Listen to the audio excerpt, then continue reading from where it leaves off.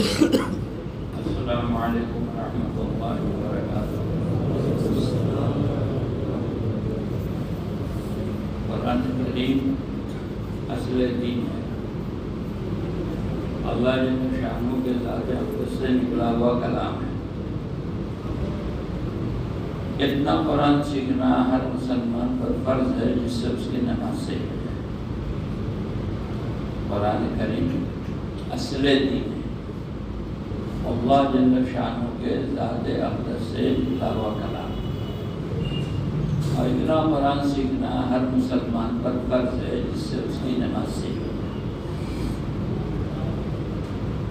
قرآن کریم ایک معجزہ ہے۔ انبیاء علیہ السلام کی نبوت کی تائید کے لیے اللہ تعالیٰ نے ہر نبی کو معجزات دیے، لیکن جب نبی دنیا سے گئے تو ان کے ساتھ ساتھ ان کا معجزہ بھی چلا گیا۔ حضرت موسیٰ علیہ السلام کا معجزہ اب نہیں ہے، حضرت عیسیٰ علیہ السلام کا معجزہ اب نہیں ہے، ان کے ساتھ چلا گیا، کیونکہ وہ دین جانے کے لیے ہی تھا، پوری انسانیت کے لیے نہیں تھا، پوری دنیا کے لیے نہیں تھا، قیامت تک کے لیے۔ حضرت محمد صلی اللہ علیہ وسلم کے جو معجزات دیے گئے، انہیں معجزات میں سے ایک معجزہ قرآن ہے۔ یہ ہمیشہ رہے گا، اس لیے کہ یہ دین ہمیشہ رہے گا۔ آپ کی نبوت ہمیشہ کے لیے ہے، پوری دنیا کے لیے ہے، پوری انسانیت کے لیے ہے، تو آپ کا یہ معجزہ بھی ہمیشہ رہتا ہے۔ تو معجزہ سے نبی کی تائید ہوتی ہے، نبوت کی تائید ہوتی ہے، اس لیے قرآن اس بات کو کہہ رہا ہے، ٹھیک ہے بنا کے لے آؤ ایک سورہ، بنا کے لے آؤ چند آیات، بنا کے لے آؤ ایک ہی آیت۔ 1400 سال سے یہ بات کہی جا رہی، قرآن خود کہہ رہا ہے، لیکن آج تک کوئی بنا کے نہیں لا سکا۔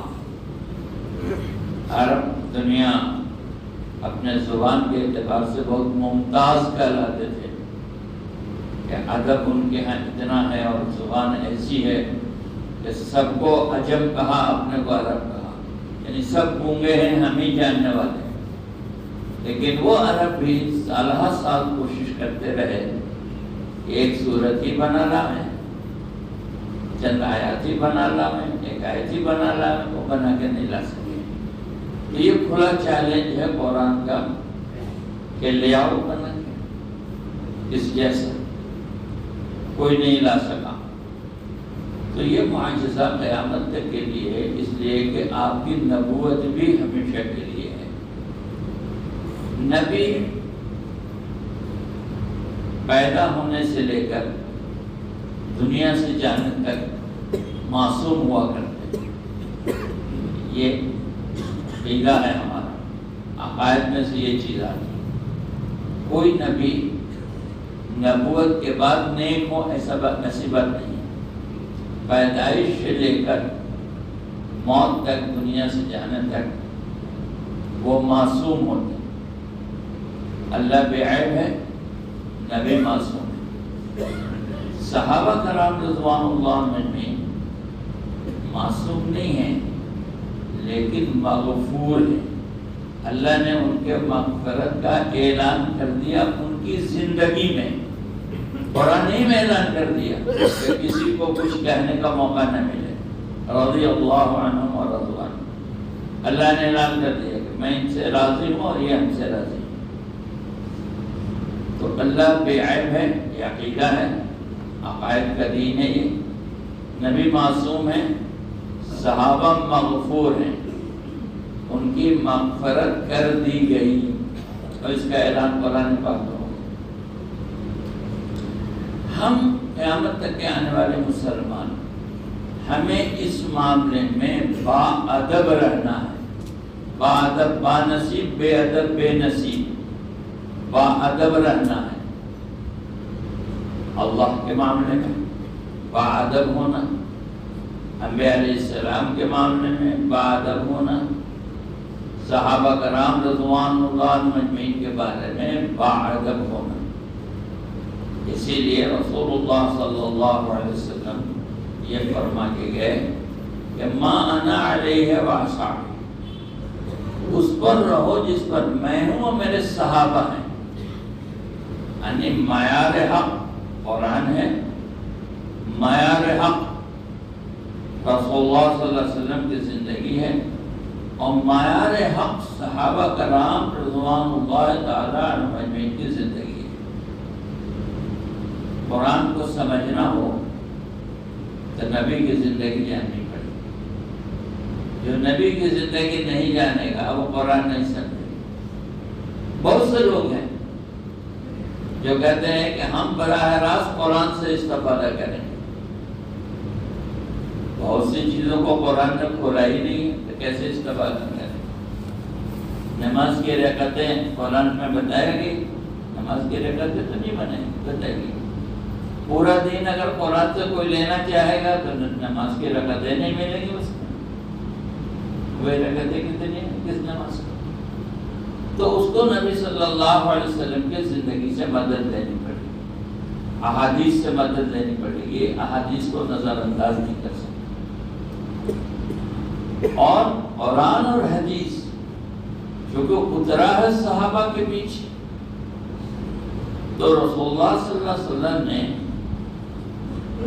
جو قرآن کی آیتیں پڑھ کے سنائی اور جو آپ نے اس کی تشریحات احادیث کے ذریعے سے بتائی، اس کے اولین مخاطب صحابہ ہیں.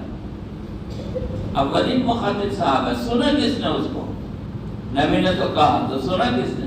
کہ صحابہ نے. اس لیے صحابہ کا عمل اس معاملے میں معیاری مانا جائے گا کہ اس آیت کو سننے کے بعد صحابہ کا عمل کیا ہوا، اس حدیث کے سننے کے بعد صحابہ کا عمل کیا ہوا.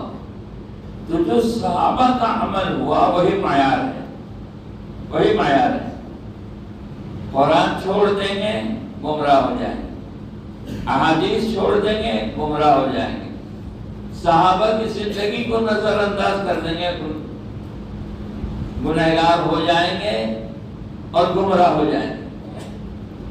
اسی لیے وحی دو ہے.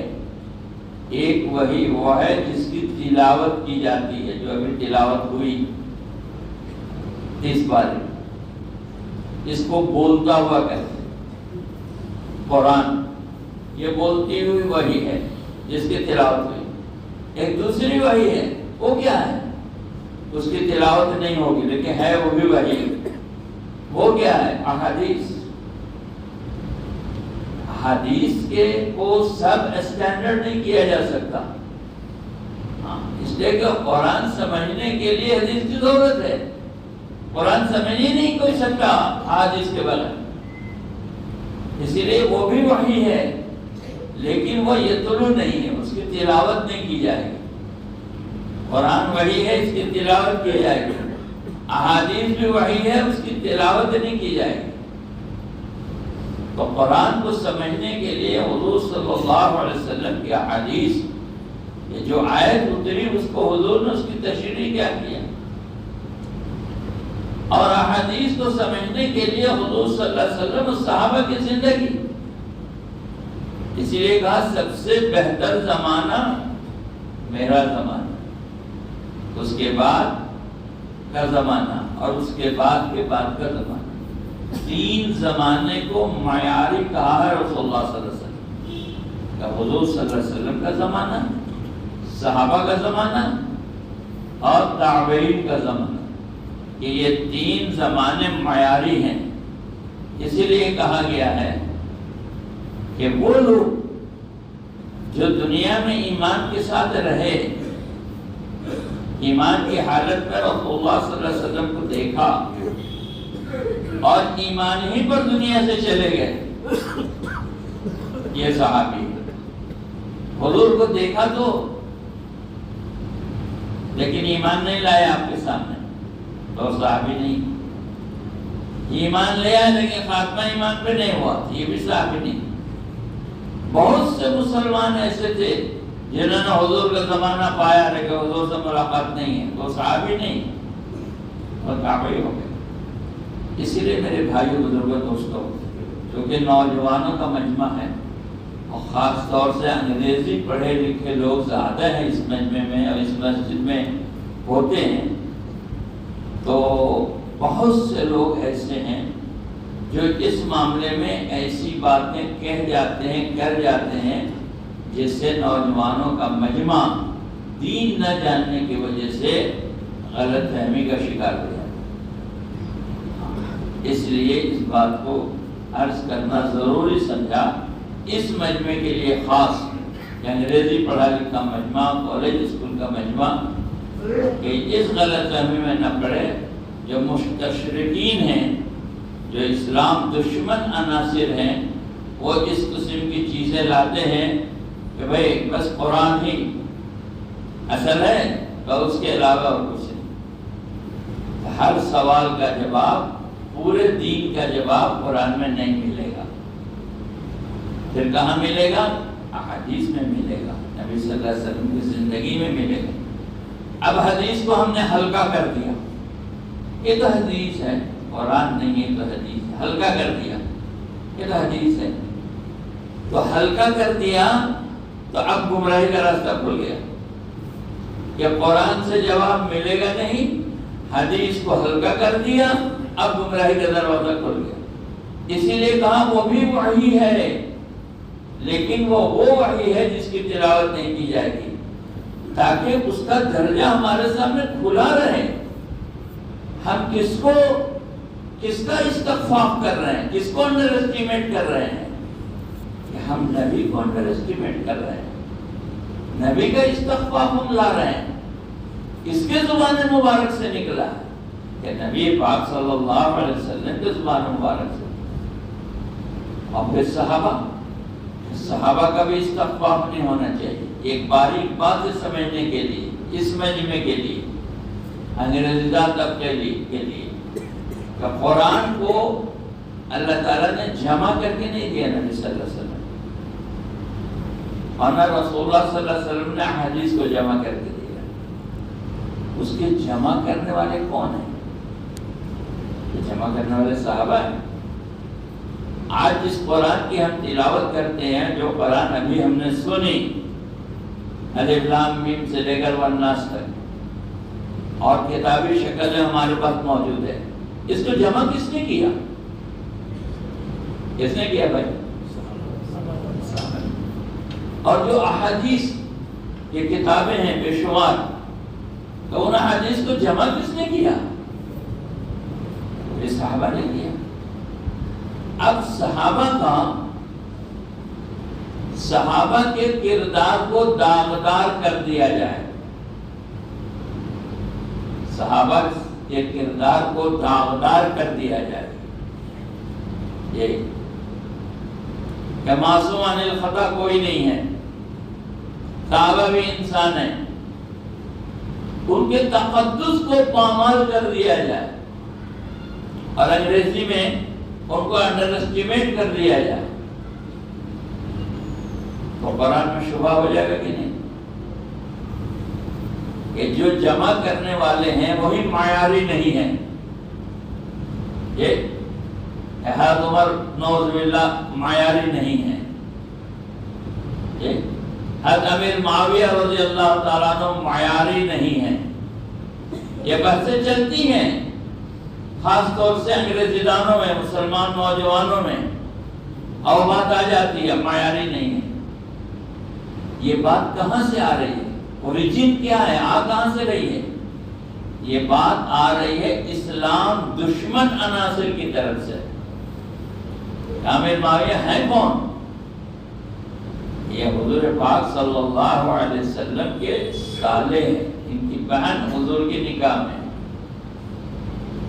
امیر معاویہ رضی اللہ تعالیٰ عنہ کی بہن حضور کی نکاح میں، اور حضرت امیر معاویہ رضی اللہ تعالیٰ عنہ اس معیار کے صحابی ہیں کہ یہ قرآن کو جمع کرنے والی جو جماعت ہے اس میں وہ بھی ہیں۔ اب دیکھا ان لوگوں نے، باطل طاقتوں نے، اسلام دشمن عناصر نے کہ ہم نبی کے کردار کو داغدار نہیں کر سکے تو صحابہ کے کردار کو داغدار کر دیں گے تو قرآن میں شبہ ہو جائے گا کہ کون جمع کیا قرآن کہ فلاں، وہ تو معیاری آدمی نہیں ہے، اب شبہ ہو گیا، وہ معیاری آدمی نہیں ہے۔ جب وہ معیاری آدمی نہیں ہے تو قرآن صحیح ہے، اس کی کیا دلیل ہے؟ احادیث صحیح ہے، اس کی کیا دلیل ہے؟ اب ہم تو انگریزی پڑھے لکھے ہیں تو قرآن حدیث جانتے ہیں، اب ہم شبہ میں پڑ گئے، شبہ میں پڑ گئے تو اور کچھ ہوا نہیں ہوا، ایمان چلا گیا۔ اسی لیے اس کو سب اسٹینڈرڈ نہیں کیا جائے گا۔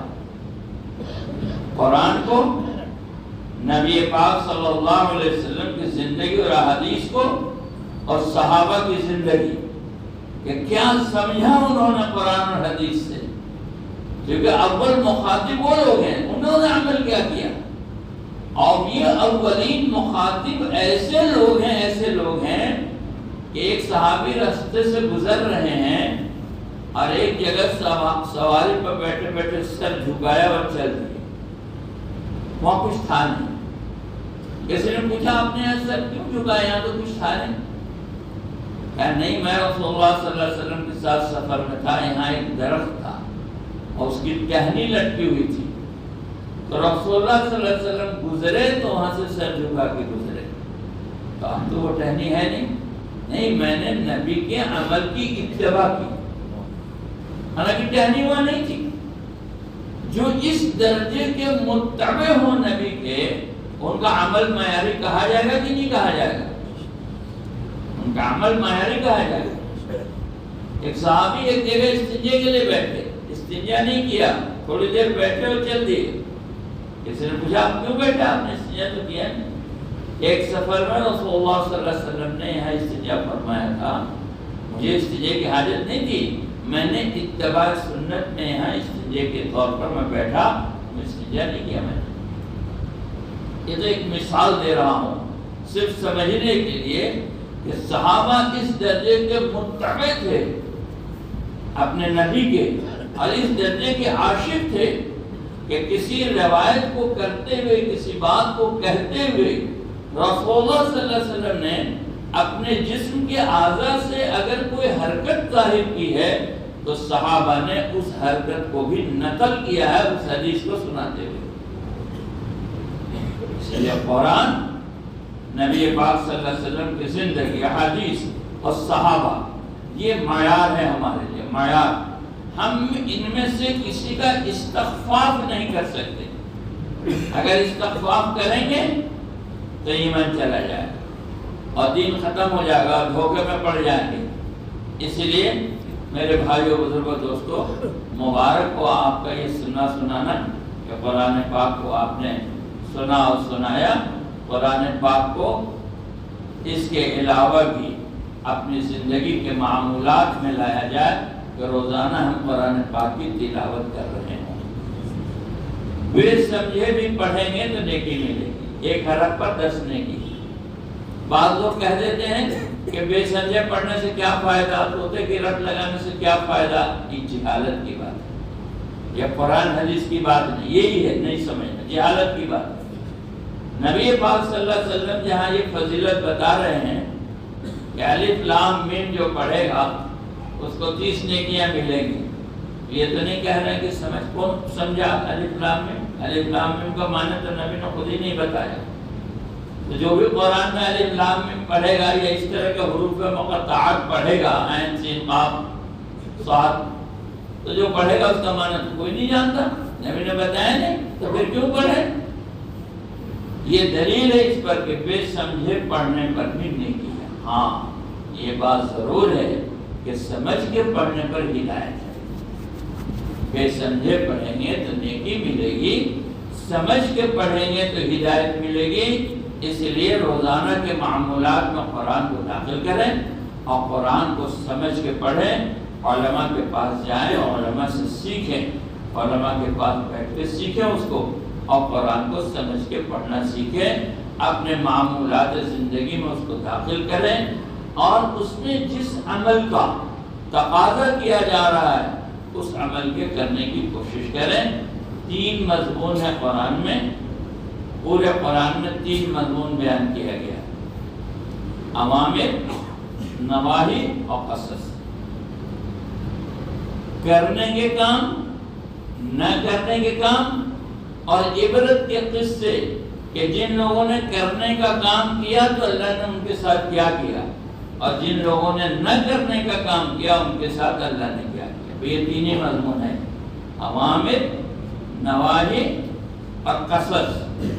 کرنے کے کام، نہ کرنے کے کام، اور عبرت کے قصے کہ کرنے کا کام جس نے کیا اللہ نے اس کے ساتھ کیا کیا، اور نہ کرنے کا کام جس نے کیا اس کے ساتھ کیا کیا۔ اگر ہم مضبوطی سے پکڑیں گے، دانت کے چوہوں سے مضبوطی سے پکڑیں گے قرآن کو اور صحابہ کی زندگی کو، تو دنیا کی کوئی طاقت ہم کو گمراہ نہیں کر سکتی۔ قرآن اور صحابہ، ما انا علیہ واصحابی، قرآن ہو اور حضور صلی اللہ علیہ وسلم کی زندگی اور صحابہ کی زندگی، یہ معیار بتایا گیا۔ اگر ہم اس کو مضبوطی سے پکڑے رہیں گے انشاءاللہ گمراہ نہیں ہوں گے۔ اللہ تعالی ہم کو اور آپ کو اس کے لیے قبول فرمائے۔ الحمدللہ رب العالمین۔